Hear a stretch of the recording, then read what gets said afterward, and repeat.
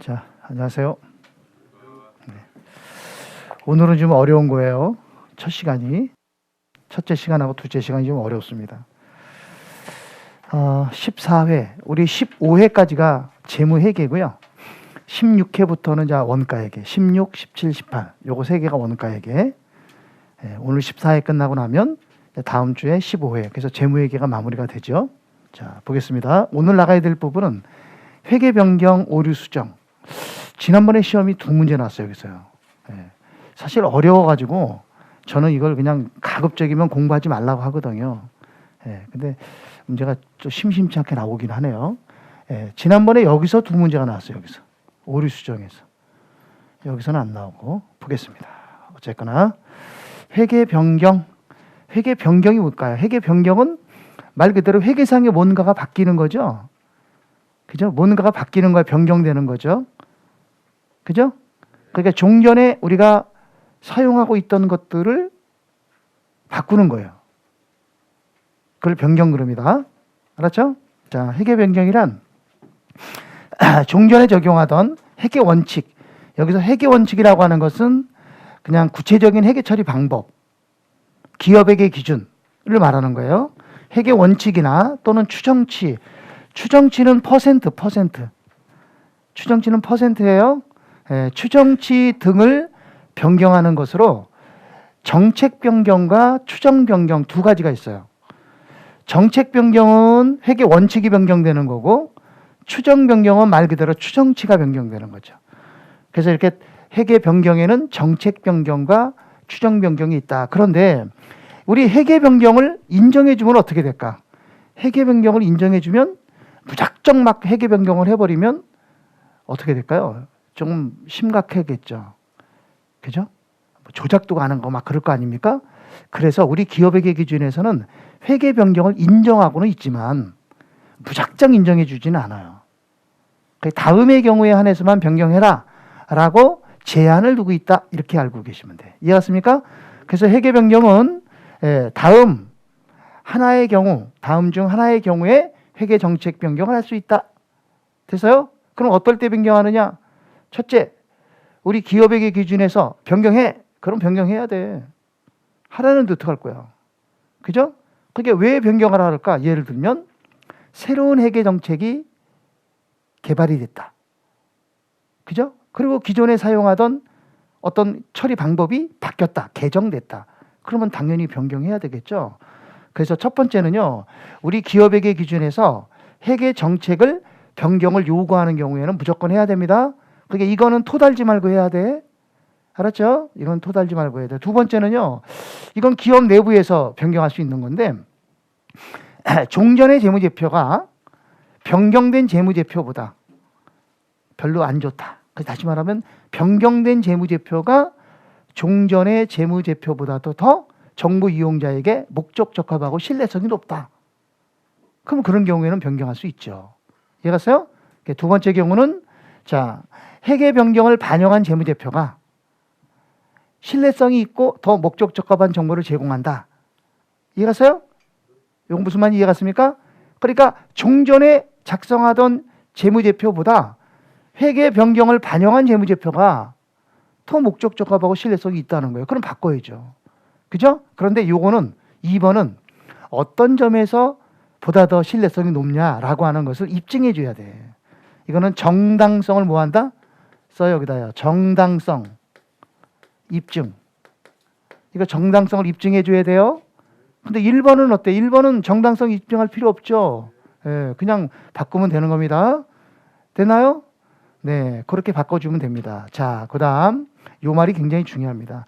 회계 정책 변경하고 추정 변경, 그러니까 이 정책 변경과 추정 변경을 구분하기가 어렵다. 그럴 수 있죠. 변경은 변경인데 이게 구분이 불가능하다. 그러면 추정 변경으로 회계 처리하는 겁니다. 정책 변경하지 말고 어떻게 한다고요? 추정 변경으로 회계 처리하는 거야. 이건 잘 나와, 요거. 알았죠? 정책 변경과 추정 변경을 구분하기가 힘들다. 그러면 그때는 어떻게 하라고요? 추정 변경으로 회계 처리한다. 우리 지난번에 이런 걸 배웠을 거예요. 우리 내부 창출 단계에서 연구 단계와 개발 단계를 구분할 수가 없다. 그러면 이때는 뭐라 그랬어요? 이때는 연구 단계로 회계 처리해라 그랬잖아. 왜 그랬더니 왜 연구 단계로 회계 처리하지? 회계 처리가 쉽거든요. 개발 단계는 어려워요. 연구 단계는 쉬워요. 뭐가 쉽죠? 연구 단계에 대한 지출은 그냥 즉시 비용 처리하면 끝이에요. 근데 개발 단계는 이게 자산으로 가야 될지 비용으로 가야 될지 구분을 해야 되거든. 그러니까 복잡하거든. 그래서 연구로 가는 거야. 그런 것처럼 여기도 마찬가지예요. 정책 변경과 추정 변경의 구분이 불가능하면 추정 변경으로 해라. 이유는 추정 변경이 회계 처리가 쉽다. 정책 변경보다. 좀 이따 설명할 겁니다. 자, 그러면 두 번째 이제 봅니다. 회계 정책 변경입니다. 정책 변경이란 기업의 틀 안에서 구체적인 회계 처리 방법이 바뀌는 겁니다. 자, 무슨 말이냐면 이런 얘기 잠깐 봐요. 이게 기업에게 기준이야. 이게 기업에게 안에야. 알았죠? 요 안에서 A라는 방법을 B라는 방법으로 바꿨다. 이 정책 변경이에요. 알았죠? 이게 정책 변경이야. 그러니까 우리 기업에게 기준 내에 회계 처리 방법을 기업에게 기준 내에서 이용하는 회계 처리 방법을 바꾼 거야. 이런 걸 정책 변경이라는 거야. 알겠어요? 근데 만약에 이거 봐봐요. A라는 방법을 쓰다가 C라는 방법으로 바꿨다. C라는 방법은 어디 있습니까? 기업에게 기준 외에 있죠. 그러니까 이거 인정하는 방법이 아니죠. 그죠? 그럼 이거는 뭐예요? 이거는 잘 쓰고 있다가 오류를 저지른 거죠. 이건 오류예요, 오류. 알았습니까? 이런 걸 오류라고 하는 겁니다. 됐죠? 그러면 여기 봐요, 반대로. 그동안의 C라는 방법이 우리 기업에게 기준에서 인정하는 방법인지를 알고 사용을 해왔어. 그런데 오늘 보니까 이거 C가 우리 기업에게 기준 내 보니까 없어. 이런 규정이 없는 거야. 그래서 이걸 빨리 어떻게 했어? A라는 방법으로 바꿨어. 이해갔습니까? 그럼 이건 뭐예요? 이건 정책 변경 아니에요. 이거는 오류 수정이에요. 뭐라고요? 오류 수정이에요. 이게 오류 수정. 그동안의 오류를 올바르게 수정한 거지. 알겠죠? 그럼 정책 변경은 뭐라고? 여기 봐요. 정책 변경은 기업학의 틀 안에서 A를 B로, B를 A로, A를 D로 요 안에 다 있는 거잖아. 여기서 이렇게 바뀌어지는 게 정책 변경이다. 이거예요. 알겠습니까? 자, 그래서 봅니다. 기업에게 기준 내에서 일반적으로 인정하는 회계 원칙을 변경한 걸 말합니다. 그게 정책 변경입니다. 알았죠? 우리 두 번째, 거래 등에 있어서 한국채택 국제회계 기준에 없는 경우가 있어요. 거래는 발생했는데 이 기준 내에 구체적인 회계 처리 방법이 없다는 거죠. 지금 무슨 말 이해갔습니까? 사건은 발생했는데 그 사건에 대한 회계 처리 기준이 없어. 그럼 이런 경우에는 회계 처리하기가 곤란하잖아요. 그죠? 그래서 이런 경우에는 경영진은 경영진의 판단에 따라서 회계 정책을 개발하여 적용할 수 있다. 그러니까 기업에게 기준 안에 없어도 경영진은 우리 기업에 맞게끔 경영진의 판단에 따라 회계 정책을 개발할 수 있어요. 그리고 적용할 수 있습니다. 알겠습니까? 됐죠? 기업에게 기준 틀 안에 없는 내용은 경영진은 개발과 적용할 수 없다. 그러면 틀리는 거야. 개발할 수 있다는 거죠. 이해갔어요? 됐나요? 자, 그러면 정책 변경에 대한 사례. 어떤 게 정책 변경이냐? 금방 얘기했잖아. 여기 봐요. 우리 기업에게 기준 틀 안에서 바뀌는 거죠? 그게 정책 변경이에요. 예를 들면 보세요. 재고자산 평가 방법. 우리 재고자산 평가 방법은 원칙은 개별법으로 하는 거야. 근데 개별법을 적용할 수 없을 때에는 선입선출법이나 가중평균법을 적용할 수 있다 그랬죠. 그죠? 그래서 선입선출법을 쓰다가 가중평균법으로 변경했다. 이게 정책 변경이야. 다시 가중평균법을 쓰다가 선입선출법으로 바꿨다. 정책 변경이야. 가중평균법의 안에는 누구 있지? 여기 안에? 다 잊어먹었지? 이 가중평균법 안에는 총평균법하고 이동평균법 두 가지가 들었잖아. 이게 총실.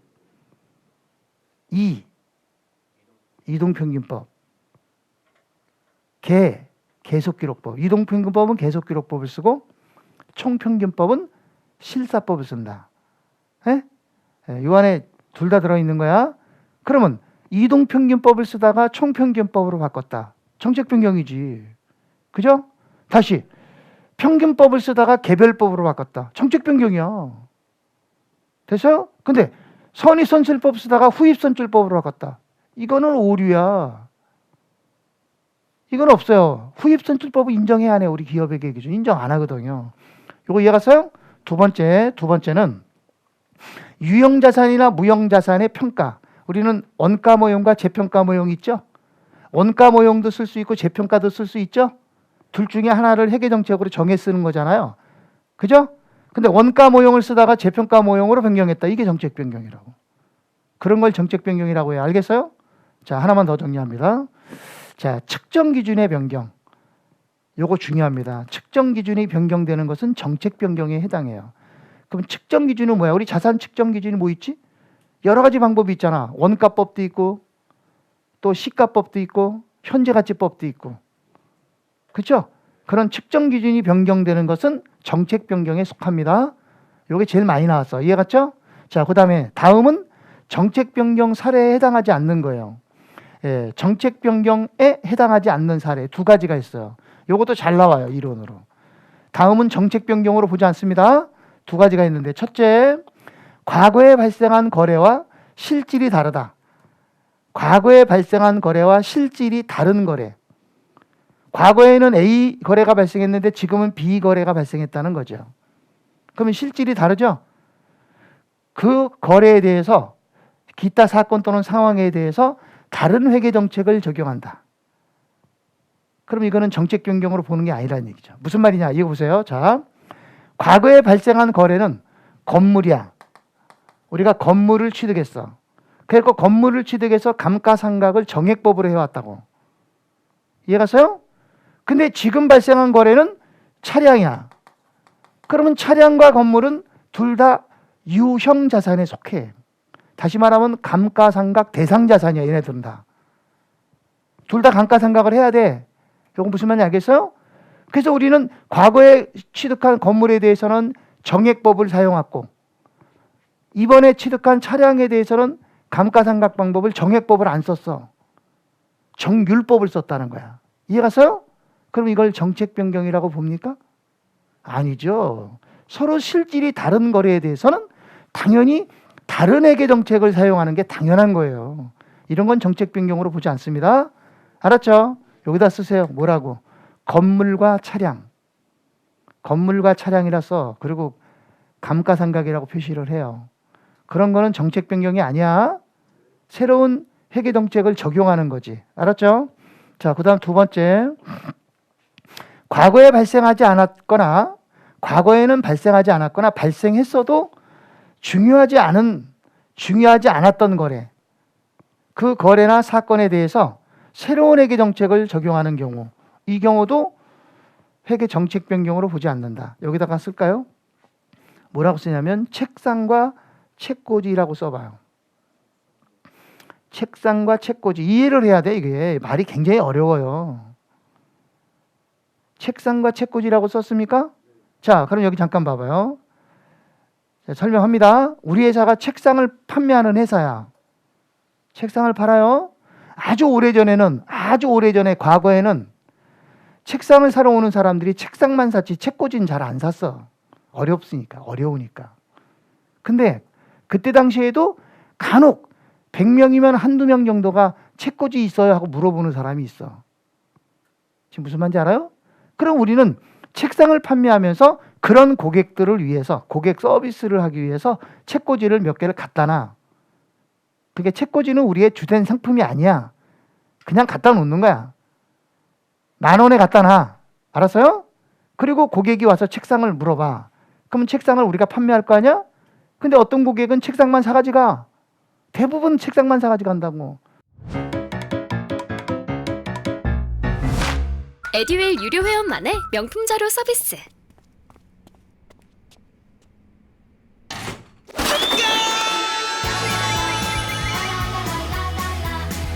고퀄리티 명품 자료의 혜택. 오직 에듀윌 유료 회원에게만. 에듀윌. 근데 A라는 고객이 와서 책상 얼마예요? 아, 이거 10만 원인데요. 하나 주세요. 그 책상 하나 판매 계약을 체결했어. 그랬더니 고객이 혹시 책꽂이도 있나요? 하고 물어보는 거야. 아, 내 책꽂이 있는데요. 10,000원에 사왔는데 그냥 10,000원에 줘. 그냥 이문도 안 남겨. 무슨 말인지 알겠어요? 그럼 우리는 주된 거래는 뭐야? 책상이지. 책상에 대한 회계 처리를 하는 거야? 그럼 책상을 판매할 때 책꽂이 하나를 더 이렇게 얹어서 팔았지. 그래서 얼마 받았을까? 11만 원 받았겠죠? 그럼 11만 원은 책꽂이 값도 포함된 거잖아. 근데 책꽂이는 별도로 회계 처리 안 해. 그냥 책상에 묻어서 회계 처리하고 끝내. 지금 무슨 말인지 알겠어요? 그러니까 그 거래는 그때 과거에 발생했던 책꽂이와 관련된 거래는 중요해, 중요하지 않은 거래야. 별로 중요하지 않은 거래야. 요거 이해 갔어요? 근데 요즘은 책상 사는 사람들이 거의 90% 이상은 책꽂이도 사. 야, 그러니까 책꽂이도 중요한 거래가 됐지. 그래서 우리는 이제 책꽂이도 갖다 놓고 이제 판매를 하는 거야. 여기까지 됐어요? 그러면 책상과 책꽂이는 별개의 자산이지. 별개의 상품이지. 그럼 회계 처리를 어떻게 해야 돼? 그동안에 책꽂이를 책상에 묻어서 회계 처리했다고 지금도 묻어 처리하면 돼? 안 되거든. 그러면 지금은 어떻게 해야 돼? 책상과 책꽂이는 별개의 상품으로 보고 책꽂이에 대해서는 새로운 회계 정책을 적용해야 되는 거야. 이해 갔습니까? 그럼 이게 정책 변경이야? 정책 변경이 아니라는 거야, 이런 건. 알겠어요? 그 얘기하는 겁니다. 알았죠? 요거 이해 갔어요? 그러니까 요거 두 개는 그렇게 알고 계시면 돼. 건물과 차량의 감가상각을 생각해보고, 알았어요? 책상과 책꽂이를 생각하시면 됩니다. 자, 이렇게 정책 변경이 일어나면 회계 처리는 어떻게 해야 되느냐? 정책 변경이 일어나면 회계 처리 방법은 원칙은 소급법이에요. 원칙이 뭐라고요? 소급법이야. 소급법은 어떻게 하는 게 소급법이냐? 소급이라고 하는 것은 과거를 소급 적용하는 거예요. 과거를 어떻게 한다고요? 소급해서 적용한다. 그러니까 과거를 인정한다, 인정 안 한다. 인정하지 않는다. 소급한다. 이해 갔어요? 그럼 소급을 하게 되면 어떻게 될까? 과거에 했던 회계 처리 방법이 다 바뀌어야 되겠지. 그럼 금액이 달라지지. 그래 안 그래요? 그럼 이때 금액이 달라지면 금액이 달라지는 걸 뭐라고 하냐면 회계 변경으로 인한 효과라고 불러요. 효과. 변경 효과. 알았어요? 그래서 여기서 뭐가 나타나게 돼? 회계 변경 누적 효과가 나타나게 돼. 회계 변경 누적 효과는 전기 2월 이익잉여금에서 수정해야 돼. 이익이면 더하고 손실이면 빼고. 알았어요? 회계 변경 누적 효과가 뭐냐면 이런 얘기입니다. 여기 잠깐만 봅니다. 여기 쳐다봐요. 자, 1년, 2년, 지금이 단기야. 여기가 단기입니다. 단기에. 그동안 A라는 방법으로 회계 처리를 했어요. 회계 처리를 그동안 A라는 방법으로 회계 처리해서 100원, 200원 이렇게 회계 처리를 했다고. 근데 지금 여기 와서는 B라는 방법으로 바꾸는 거예요. 됐어요? 그럼 이걸 정책이 변경됐다고 할 거 아닙니까? 정책 변경된 거죠? 그러면 그동안 했던 회계 처리 방법 요 100원, 200원이 인정 안 해주는 거야. 그럼 어떻게 하라는 거야? 처음서부터 다시 해. B라는 방법으로 다시 하는 거야. 그럼 B라는 방법으로 했더니 여기 150원, 여기가 250원. 여기는 350원 이렇게 되더라는 거야. 요거 이해 갔습니까? 됐어요? 그러면 요 150원, 250원은 B라는 방법을 사용했을 때 금액이지. A라는 방법으로 했을 때는 얼마야? 300원이지. B라는 방법으로 하니까 얼마야? 400원이지. 그럼 100원 차이가 나잖아. 이때 100원의 차이를 회계 변경 누적 효과라고 하는 거야. 알았어요? 그러면 이 회계 변경 누적 효과는 단기분이야, 전기분이야? 전기분이기 때문에 절대로 당기순이익에서 수정하면 안 돼. 그렇죠? 그럼 전기거에서 수정해야 되죠? 그럼 전기거에서 수정하려면 어떻게 해야 돼? 전년도에서 여기 쓰고 넘어온 게 있을 거 아니야. 전년도에 쓰고 넘어온 게 있어. 그게 뭐냐면 2월 이익잉여금이 있다고. 이익잉여금이 500원 있다고 쳐봐. 얼마 있다고요? 500원. 그럼 이 500원에서 여기 있는 100원을 수정해야 돼. 만약에 이 100원이 이익이면 더해주면 되고 손실이면 빼주면 되는 거야. 알았습니까? 그걸 회계 변경 누적 효과라고 해. 알았죠? 계산하라는 문제는 안 나와. 이론적인 거기 때문에 그래. 그러면 결국 회계 변경 누적 효과가 나타났으니까 이 전기에서 넘어온 이익잉여금이 바뀌지. 달라질 거 아니야. 그러면 재무제표를 다시 작성해야 돼. 그냥 금액을 고쳐서 되는 게 아니야. 그래서 세 번째 재무제표 재작성을 한다. 알았습니까? 기초재무제표를 다시 작성해야 돼요. 그래서 정책 변경은 어려운 거예요. 정책 변경은 소급 적용을 해야 되고 회계 변경 누적 효과를 계산해야 되고 재무제표를 다시 작성해야 되고 복잡해. 알았습니까? 자, 그런데 이런 경우가 있단 말이에요. 봐봐요. 지금 우리가 2년 사용하고 바꾼 거잖아요. 그죠? 근데 여기 봐야 돼. 근데 지금이 여기인데 20년 전서부터 사용하던 A라는 방법이 있다고. 근데 20년 전서부터 A라는 방법을 쓰다가 20년 뒤에 B라는 방법으로 바꿨다는 거야. 이해갔어요? 그럼 이거 어떻게 해야 돼? 과거 소급 적용해야지. 해야 돼, 안 해야 돼? 해야 되지. 정책 변경은 소급 적용하는 거니까. 그러면 20년 전에 되돌아가. 과거로 되돌아가서 여기서부터 소급 적용을 다시 계산해야 돼. 가능해, 불가능해? 이건 불가능하다고. 그러니까 소급 적용하라는 얘기는 무조건 과거를 소급 적용하라는 얘기가 아니라 소급 적용이 가능한 회계 기간까지만 소급 적용하라 이 소리야. 그때까지만. 알았어요? 여기 봐봐. 자, 여기서 소급 적용하는 거야. 1년 전 거 소급 적용이 가능할까? 그러면 그 2년 전 거는 가능할까? 그럼 3년 전 거는 가능할까? 4년 전 거는 가능할까? 가는 거야. 20년까지 가는 거니까. 가능할까? 안 돼? 말을 안 하는 거 보니까 안 되는 모양이구만. 그러면 여기까지만 적용하는 거야. 3년까지만. 무슨 말인지 이해갔어요? 꼭 20년까지 안 가는 겁니다. 근데 이런 경우도 있단 말이에요. 봐봐. 여기서 변경했잖아요. 그러면 1년 전 거, 바로 앞에 1년 전 거 이거 소급 적용해야지. 근데 이것도 소급 적용이 안 되는 경우가 있어. 그럼 얘가 안 되는데 얘는 되냐? 당연히 안 되지. 그러면 소급 적용할 수가 없잖아. 정책 변경인데. 그죠? 그럼 이때는 어떻게 할 거냐? 이때는 그냥 다 인정해주고 그냥 미래로 적용하는 거예요. 이걸 우리는 전진법이라 그래요. 전진 적용한다. 알았습니까? 그래서 예외적으로 전진법을 사용할 수 있어요. 그럼 전진법은 어떻게 하는 거예요? 단기부터 미래로 적용하는 거예요. 예외적으로 전진법이야. 이해갔습니까? 그래서 전진법은요, 보세요. 다만 회계 변경 효과를 실무적으로 결정할 수 없는 경우에는 어떻게 해라? 실무적으로 적용이 가능한 최초 회계 기간까지만 소급 적용하라는 얘기야. 알았어요? 근데 그 최초 회계 기간이 단기일 수 있다. 그럼 어떡할 거냐? 그러면 단기부터 적용해라. 이게 전진법이라고. 알았어요? 그러니까 소급법이 쉬워, 전진법이 쉬워. 그럼요, 전진법이 쉽죠. 전진법은 그냥 과거를 묻어두고 미래로 전진하는 거예요. 근데 소급법은요, 절대 묻어두지 않죠.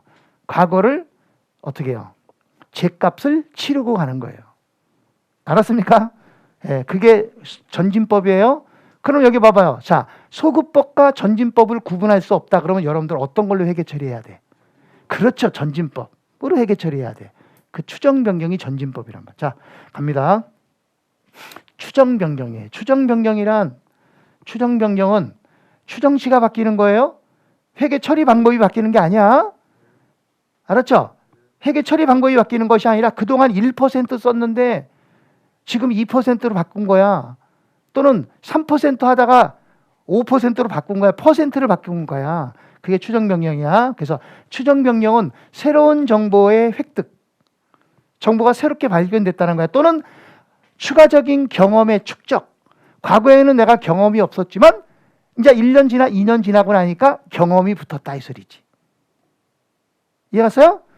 그래서 지금까지 사용하던 추정치를 바꾸는 거예요. 그걸 뭐라 그래? 추정 변경. 바꾸는 것으로 오류 수정에 해당하지 않는 거야. 추정 변경하고 오류 수정은 달라. 추정 변경은 정당성이 있는 거고, 정당한 거고, 오류 수정은 그동안의 잘못을 올바르게 고치는 거고, 달라요. 그래서 추정 변경과 오류 수정은 구분이 돼야 돼, 안 돼야 돼? 구분이 돼야죠. 알았습니까? 그렇게 됩니다. 자, 추정 변경의 사례입니다. 어떤 사례가 있나? 많아요. 이게 다 추정 변경이야. 대손율, 보증비율, 공사 진행률. 우리 엊그저께 공사 진행률 배웠죠? 진행 기준 배웠잖아. 뭐 10%, 30% 이게 바꿨잖아. 그런 것들 다 추정 변경이야. 재고자산의 진부화. 진부화가 뭐야? 구식화 된다는 거죠? 진부화는 구식되는 거예요. 구닥다리 된다 그래. 구닥다리에 대한 추정치 변경. 또는 금융자산이나 금융부채에 대한 공정가치. 공정가치도 추정치거든. 이것도 변경하는 게 추정 변경이야. 알겠어요? 그리고 이게 제일 중요해. 4번이. 내용연수 잔존가치 감가상각 방법. 이거 뭐야? 유형자산에 대한 감가상각이죠. 유형자산에 대한 감가상각의 방법은 다 추정 변경이야. 알았어요? 정책 변경 없습니다. 모두 다 추정 변경으로 회계 처리하는 거야. 됐죠? 내용 연수가 5년에서 10년으로 바뀌었다. 추정 변경이야.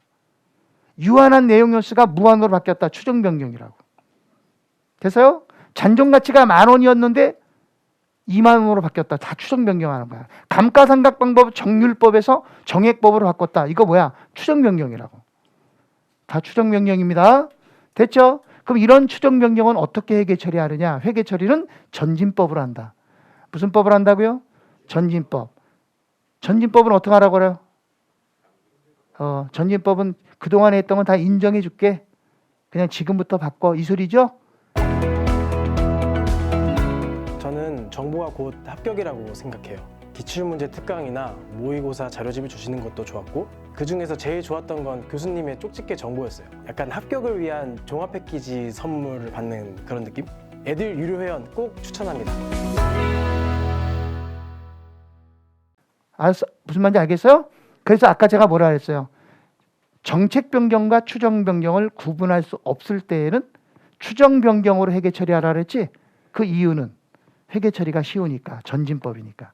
소급 적용하면 어렵잖아.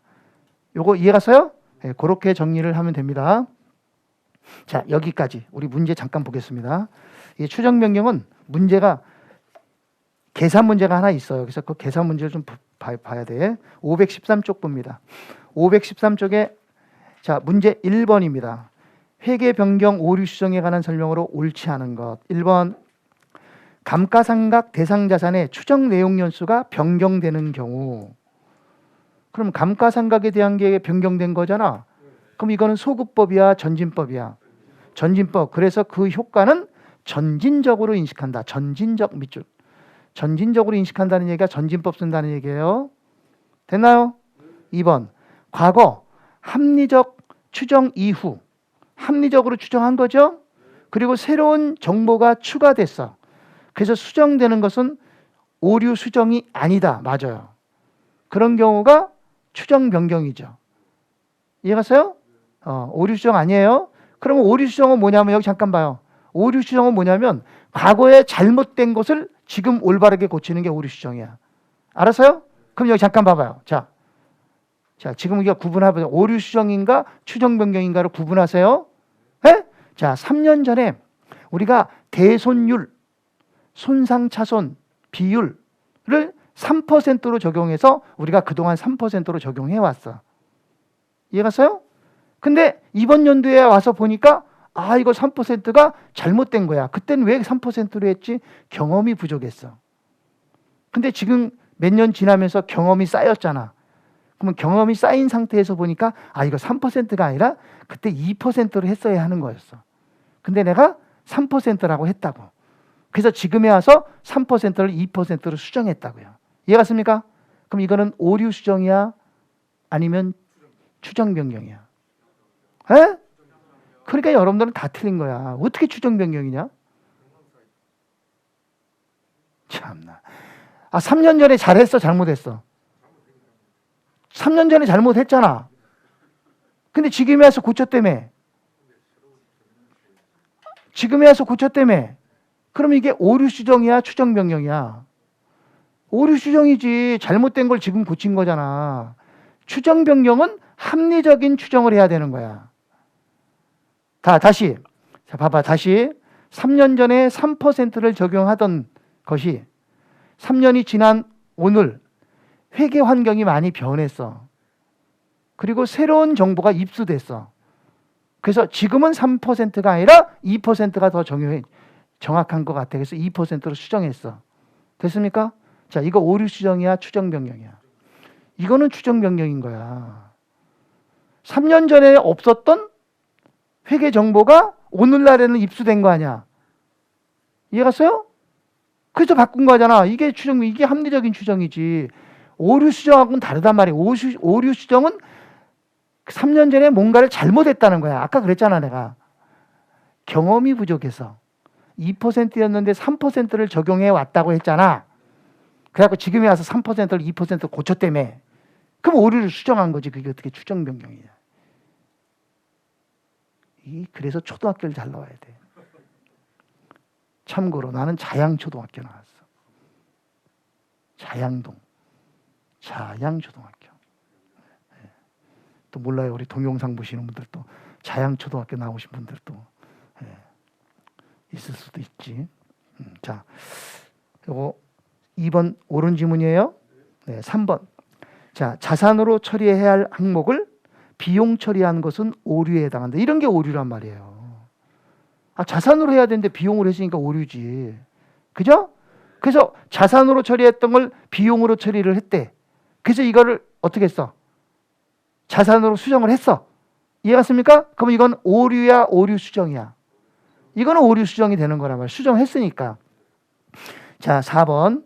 자, 거래의 실질이 다른 거래에 대해 다른 회계 정책을 적용하는 것은 회계 정책 변경이다. 이게 틀렸어요. 정책 변경이 아니다. 됐어요? 이거 뭐예요? 건물과 차량이잖아요. 실질이 다르잖아요. 건물이라는 자산과 자, 봐봐. 건물이라는 자산과 차량이라는 자산은 수익을 창출하는 방법이 같아요? 틀려요? 달라요. 그러면 실질이 다른 자산이라고. 그럼 실질이 다른 자산에 대해서는 당연히 다른 회계 정책을 사용하는 건 당연한 거야. 그건 정책 변경이 아니라고. 알겠습니까? 그래서 요거 4번이 틀렸어요. 5번 지문은 굉장히 중요한 지문이야. 측정 기준의 변경은 회계 추정 변경이 아니라 뭐라고? 정책 변경에 해당한다는 거야. 됐어요? 자, 넘어갑니다. 넘어가서 516쪽의 문제 3번입니다. 516쪽 문제 3번은 이게 추정 변경인데요.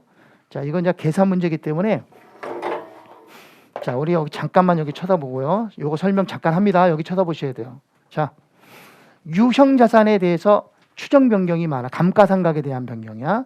자, 이게 뭐냐면 변경 전이고 여기가 변경 후예요. 이해갔습니까? 됐죠? 변경 전, 변경 후입니다. 그럼 우리 유형 자산은 여기 뭘 쓴다 그래서 제일 먼저 네 가지 쓰는 거 있죠? 제일 먼저 누구 써요? 취득원가, 잔존가치, 내용연수, 상각방법. 이해가세요? 얘네들이 다 변경될 수 있다고. 됐죠? 이러한 것들을 이렇게 변경한 거야. 이게 추정 변경이라고. 그럼 추정 변경은 그동안에 했던 건 다 인정해 주는 거지. 그럼 지금부터 새롭게 바뀌는 거죠? 이게 추정 변경이야. 그래서 추정 변경이 나오면 요 틀을 그려야 돼. 자, 그래서 여기다 요 네 가지 쓰는 거 잊지 말고 우리 유형자산에서 계산하는 문제는 항상 그 네 가지 쓰고 계산했잖아요. 그거랑 똑같은 거야. 그러면 문제 3번을 보는데요. 3번에 일단 먼저 이걸 먼저 그리세요. 이렇게 그려봐. 이렇게. 요거 박스 4개를 딱 그려봐봐. 이렇게. 자, 그렸어요? 자, 그럼 여기 잠깐 봐봐요. 이렇게 그동안 이렇게 사용하던 것을 지금부터 이렇게 바꾼다는 얘기잖아. 그럼 변경되는 시점은 여기가 변경 시점이라고. 그럼 여기서부터 여기까지 다 인정해 주는 거야. 알았죠? 자, 여기까지 그렸어요? 그러면 천천히 같이 한번 해봐요. 자, 3번입니다. 한국은 2002년 초에 기계장치를 100만 원에 취득했죠? 그럼 여기 기계장치는 얼마짜리예요? 100만 원 쓰세요. 100만 원. 자, 취득 당시 기계장치의 잔존 가치는 10만 원이고 여기가 10만 원이야. 잔존 가치는 10만 원이고 내용 연수는 5년으로 추정을 했다. 됐나요? 네. 자, 그리고 뭐라 그랬어요? 2004년 초에 2004년 초는 몇 년 지난 거야? 손가락으로 해. 여기가 2002년이야. 2002년 초고 여기가 2004년 초야. 에? 그러면 손가락으로 해봐. 2002년, 2003년 하고 4년 초니까 여기지. 그럼 2년 지난 거야. 이해갔어요? 2년 지났는데 자, 감가상각은 경제적 효익이 소비되는 형태를 무슨 법에서? 정액법에서 연수학계법으로 변경했지. 그럼 그동안 여기 무슨 법을 썼다는 거야? 정액법을 썼다는 거야. 여기까지 해서 그럼 우리가 2년 동안 감가상각을 정액법으로 하는 거야. 정액법으로 감가상각을 하는 거야. 자, 그럼 감가상각 정액법은 어떻게 해야 돼? 여기서 이거 빼야지. 빼면 얼마야? 90만 원 나누기 5년. 그러면 1년에 얼마야? 1년에 18만 원 감가상각 하는 거죠. 근데 우리 몇 년 썼어요? 2년. 그럼 곱하기 2년. 그러면 36만 원인가? 그럼 이 36만 원이 감가상각 누계죠? 그럼 보세요. 이제 여기까지 됐어요? 그러면 이 100만 원짜리가 우리가 그동안 얼마만큼 감가상각이 됐어? 36만 원. 그럼 36만 원을 빼는 거야. 그럼 여기 장부 금액이 이제 얼마가 돼? 64만 원. 요게 이제 새로운 장부 금액이 되는 거야. 요거 이해 갔어요? 예. 그리고 잔존 가치는 뭐라 그랬어요? 잔존 가치는 그 읽어봐. 잔존 가치는 네 번째 줄 끄트머리에 가봐. 20만 원이다 그랬잖아. 그러면 그전에는 10만 원이었는데 20만 원으로 바뀐 거잖아. 그러면 그냥 다 무시하고 20만 원 하면 되는 거야. 다 인정해 주니까. 그러면 20만 원으로 바꾸고. 또 내용 연수, 요게 제일 중요해. 요 내용 연수가 제일 중요하다고요? 자, 여기 잠깐 봐요. 요 내용 연수 때문에 잠깐 틀려요. 요 내용 연수는 총 내용 연수. 시작. 여기 있는 내용 연수는 잔존 내용 연수. 무슨 말 알겠어요? 이거는 총 내용 연수고 이건 잔존 내용 연수. 그러면 잔존 내용 연수란 말이 무슨 말이야? 남아있는 언제부터? 지금부터. 지금부터 남아있는 기간이란 뜻이지. 이해 갔어요? 그럼 봐봐. 5년에서 우리가 몇 년 썼어? 2년 썼으니까 2년을 빼야지. 그럼 2년을 빼면 여기 3년 남아야 되는 거지. 근데 그 이 문제에서는 몇 년 남았다 그랬어? 내용 연수가 4년 남았다 그랬잖아. 이때 이 4년이 잔존 내용 연수야. 그러면 내용 연수도 바뀐 거야, 안 바뀐 거야? 바뀐 거지. 원래 총 내용 연수가 얼마였어? 근데 우리가 그동안 몇 년 썼어? 그럼 몇 년 남아? 3년 남은 게 정상이야. 근데 4년 남았다 그랬잖아. 그러니까 1년이 늘어난 거야. 그게 내용 연수가 변경된 거예요. 자, 그리고 정액법은 무슨 법으로 바꿨대? 이 정액법은 연수학계법으로 바꿨대지? 그죠? 자, 그러면 여기까지는 다 인정해주고 이제 새롭게 이거 갖고 하는 거예요. 그럼 연수학계법은 어떻게 하는 거야? 4, 3, 2, 1, 10. 연수학계법은 내용 연수를 역으로 배우라는 거 아니야? 그러면 이제 연수학계법을 해보면 어떻게? 이거 빼고 해야지. 연수학계법도 잔존가치 빼는 거야. 그러면 44만 원 곱하기 10분의 4 그러면 이게 이번 연도 감가상각비가 되는 거야. 10분의 4. 알았어요? 그럼 얼마야? 17만 6천 원. 요 17만 6천 원이 감가상각비야. 근데 문제에서 뭐 물어봤어? 감가상각비는 얼마냐 그랬잖아. 17만 6천 원이지. 됐어요? 그럼 장부금액은 얼마냐? 그럼 어떻게 해야 돼? 장부금액을 물어보면 이게 장부금액이 64만 원이잖아. 여기서 17만 6천 원만큼 감가상각을 했으니까 이걸 빼야지. 17만 6천 원을 빼. 자, 그럼 얼마야? 17만 6천 원 빼면 46만 4천 원. 46만 4천 원. 이게 장부금액이 되는 거예요. 아셨어요? 네, 그렇게 하는 겁니다. 추정 변경, 요거는 우리 시험에 잘 나와요. 유형 자산이기 때문에 잘 나옵니다. 자, 이거 다시 한번 볼게요. 자, 어디 볼 거냐면 교재.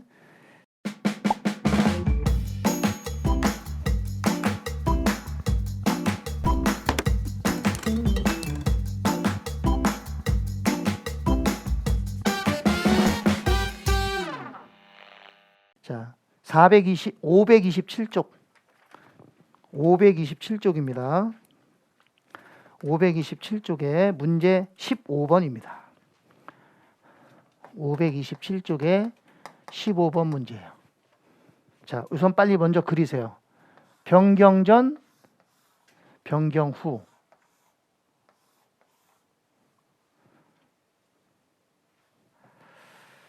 자, 읽어볼게요. 한국은 2002년 초에 기계 한 대를 100만 원에 취득하였다. 아, 여기 기계를 100만 원에 취득했다. 그러면 취득원가는 100만 원. 그리고 내용 연수는 10년, 잔존 가치는 10만 원. 잔존 가치는 10만 원. 내용 연수는 10년. 됐나요? 그리고 이게 2004년 초에 한국은 2004년 초니까 몇 년 지난 거야? 2년 지난 거야? 이거 연도 지난 걸 잘 봐야 돼. 2004년 초에 이 기계에 어떻게 60만 원의 부속 장치를 설치했죠. 그럼 부속 장치를 설치했으니까 기계 가격이 늘어났을 거 아니야.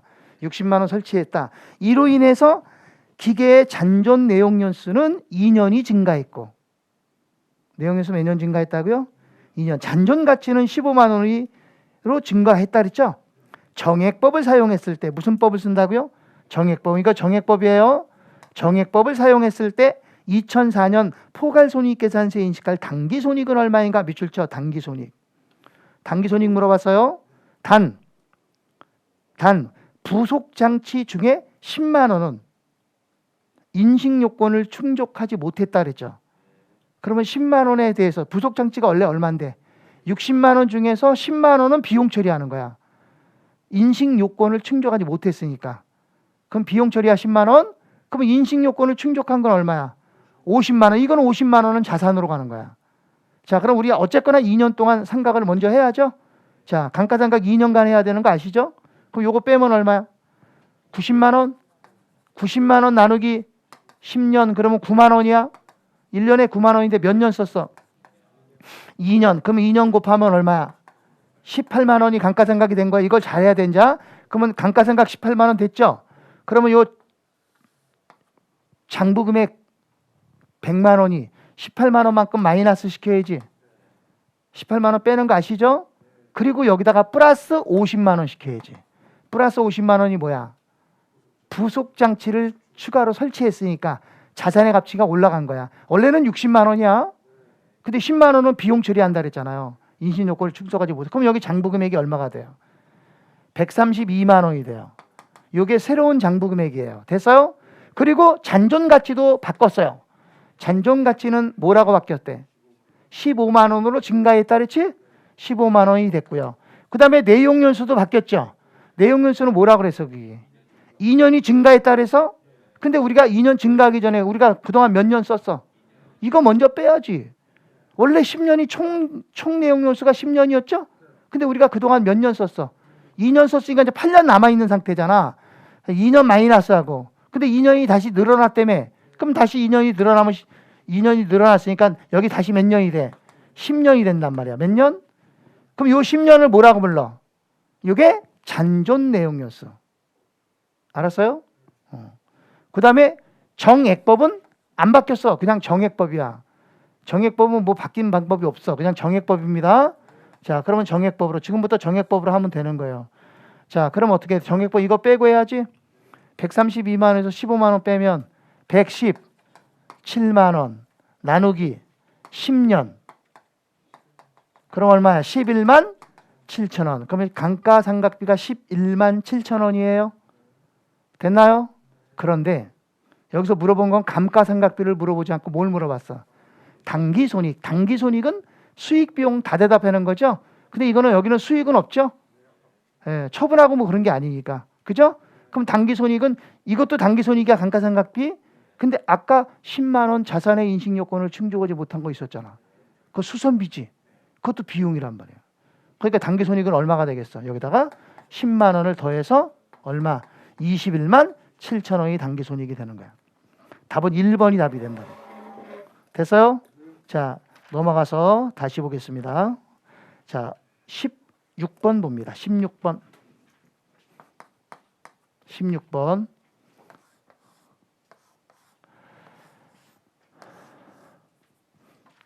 합니다.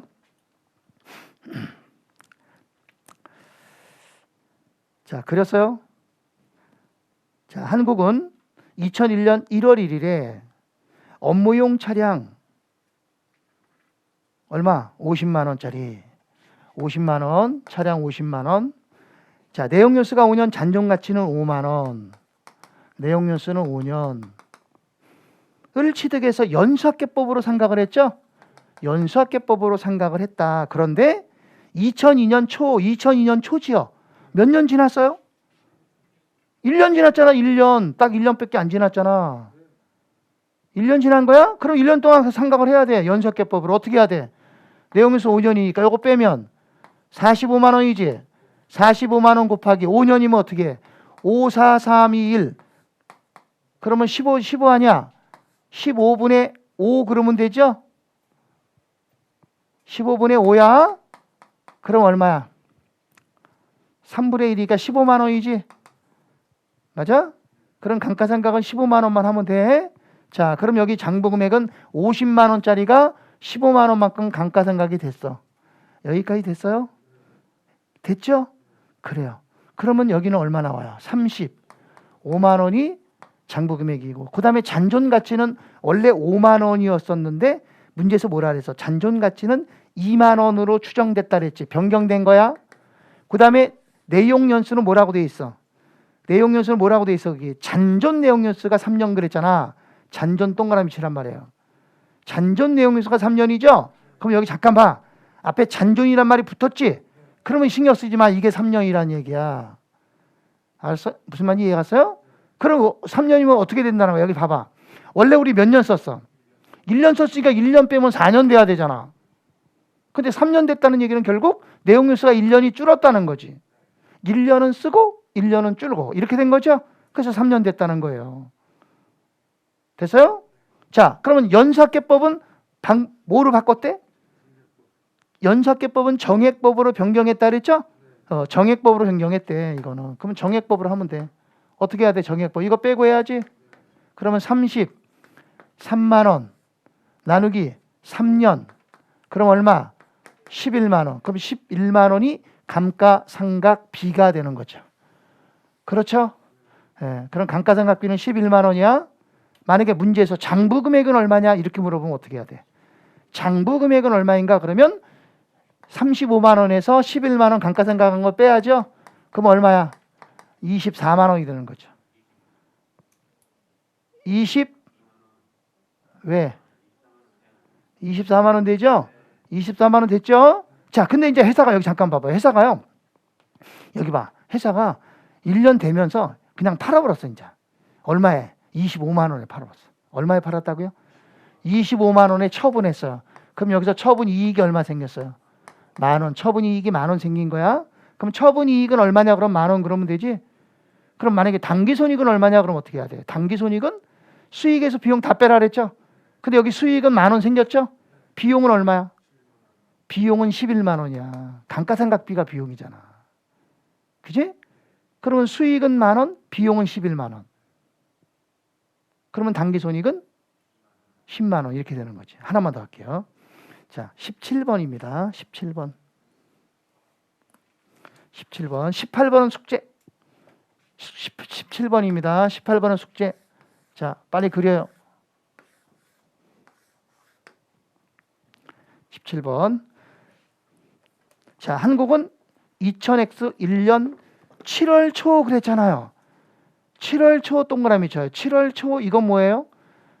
중간이니까 월할 계산해야 되죠? 그러면 7월 초니까 12월까지는 6개월만 쓴 거야.